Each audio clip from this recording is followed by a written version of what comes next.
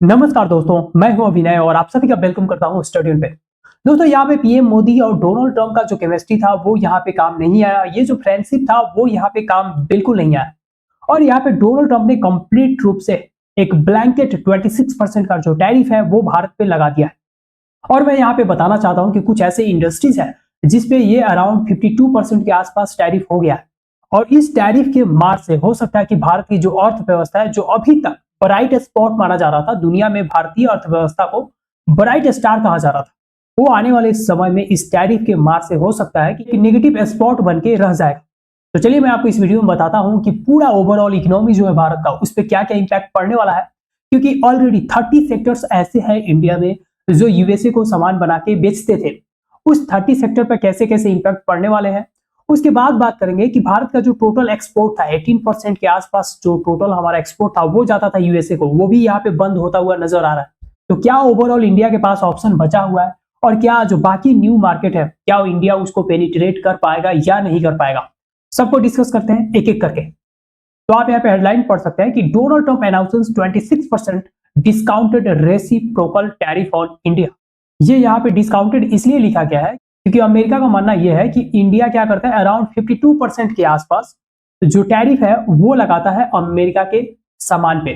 तो जो भी अमेरिका से सामान आती है इंडिया में, उसका जो एवरेज इन्होंने टैरिफ कैलकुलेट किया है। देखिए यहाँ पे जब मैं टैरिफ का बात कर रहा हूं तो दो तरीके का टैरिफ होता है। एक तो हो गया कि आप डायरेक्ट लगा देते हैं 10%, 5%, और एक होता है नॉन टैरिफ बैरियर्स, जो आप कोटा के नाम पे, हेल्थ के नाम पे, इन सब इश्यू को दिखा के आप उस आइटम को क्या करते हैं, इंडिया में घुसने नहीं देते हैं, परमिट ही नहीं देते कि वो इंडिया में इंटर करे। तो ये सारे एवरेज इन्होंने कैलकुलेट किया और कैलकुलेट करके इन्होंने पाया कि इंडिया जो है अराउंड 52% के आसपास हम पे टैरिफ लगाता है, तो उसका डिस्काउंट कर दिया इन्होंने, आधा कर दिया, और आधा करके इन्होंने क्या कर दिया, 26% का टैरिफ लगा दिया। देखिए दोस्तों, यहाँ पे समझना है कि ऑलरेडी अगर आप स्टील देखें, एल्यूमिनियम देखें, ये जो सेक्टर्स है उस पर इन्होंने 25% का पहले से ही टैरिफ लगा रखा है। तो 25 और ये 26, 51% का उस पे हो गया। उसके बाद अगर सेक्टर वाइज बात कर लिया जाए, यहाँ पे अदर सेक्टर वाइज आप पढ़ सकते हैं। यहाँ पे एनिमल वाला 30% के आसपास होगा। एनिमल से मतलब है जो भी मीट, अंडा वगैरह जो जाता है। उसके बाद यहाँ पे वेजिटेबल पे 20%, फूड प्रोडक्ट पे 35%। जी हाँ दोस्तों, फूड प्रोडक्ट्स पे इन्होंने जानबूझ के गुस्सा में लगाया है, क्योंकि आपको पता है, मैं पिछली वीडियो में भी बताया था कि अमेरिका के जो फूड आइटम्स है उस पर हम लोग कितना लगाते हैं, 100% के आसपास टैरिफ लगाते हैं। इसके लिए ये लोग बहुत ज्यादा गुस्सा भी है। उसके बाद फुटवेयर हो गया, टेक्सटाइल्स हो गया, मिनरल्स हो गए, स्टोन भी बहुत ज्यादा हम लोग बेचते हैं, पोर्सियस स्टोन, उस पर भी इन्होंने लगा दिया।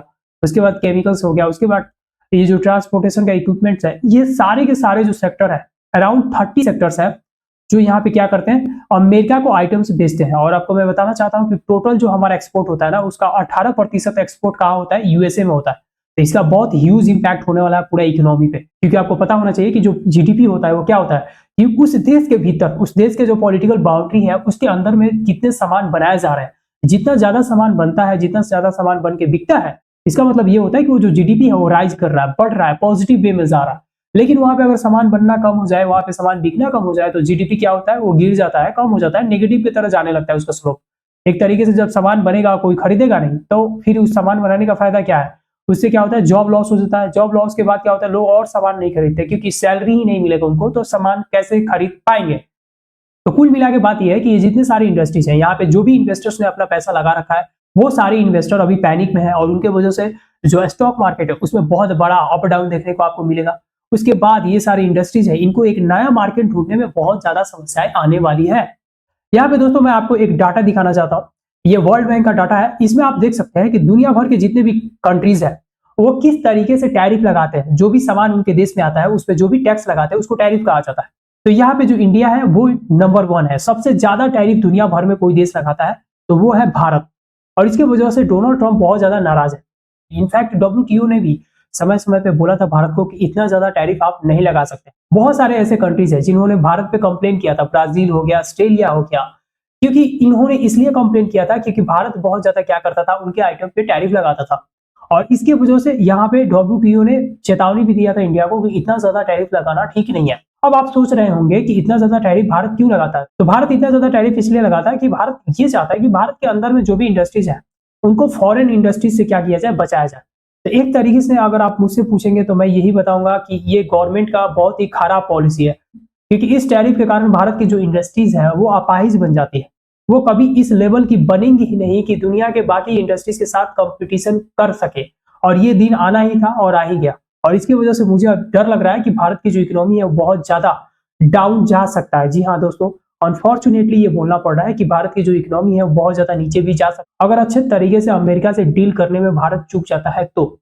यहाँ पे मैं आपको बताना चाहता हूँ, चाहे वो चाइना हो, चाहे यूरोपियन यूनियन हो, सारे जो कंट्रीज हैं जो भी अमेरिका को बहुत ज्यादा बेचते थे, उन सब पे टैरिफ लगा दिया गया। इसका मतलब ये है कि वो सारे कंट्रीज अपने अपने आइटम के लिए दुनिया के बाकी जो मार्केट है उसका तलाश कर रहा है। और इंडिया इन इंडस्ट्रीज के साथ, इन देशों की इंडस्ट्रीज के साथ, अगर एग्जाम्पल के लिए अपने नेबर का ले लें चाइना, चाइना की इंडस्ट्रीज के साथ इंडिया का इंडस्ट्री कैसे कम्पीट कर पाएगा? नहीं कर पाएगा। तो कहने का मतलब यह है कि जो आइटम चाइना से अमेरिका में जाता था, जो आइटम कनाडा से अमेरिका में जाता था, जो आइटम मैक्सिको से जाता था, जो आइटम यूरोपियन यूनियन से जाता था, वो सारे आइटम अब एशिया के मार्केट में भरेंगे। और एशिया के मार्केट में जब आएंगे तो यहाँ पे जब ज्यादा अवेलेबिलिटी हो जाता है, जब ज्यादा सामान हो जाता है तो प्राइस उसका गिर जाता है। तो सबसे बड़ा सवाल ये है कि अब क्या इंडिया का जो इंडस्ट्री है इन इंडस्ट्रीज के साथ कम्पीट कर पाएगी? क्या अदर जो मार्केट है उसमें पेनिट्रेट कर पाएगी? तो अब लास्ट में ये सवाल है कि अब क्या होगा पूरे इंडिया के मार्केट का।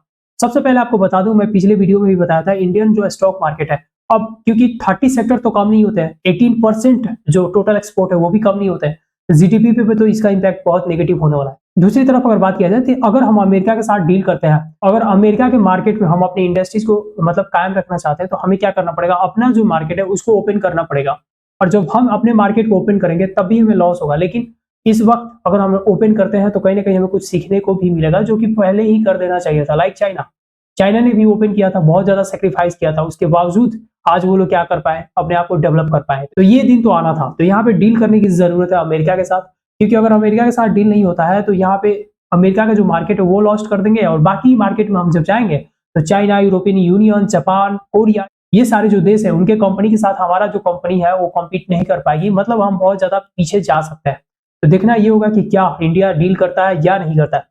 बाकी दोस्तों आपका थॉट मैं जानना चाहूंगा, कमेंट में हमें जरूर बताइए। और अगर आप इस चैनल पर नए हैं तो चैनल को सब्सक्राइब कीजिए, अपने दोस्तों के साथ शेयर कीजिए। तो मिलते हैं फिर नेक्स्ट वीडियो में किसी नए टॉपिक के साथ। तब तक के लिए अपना ख्याल रखिए।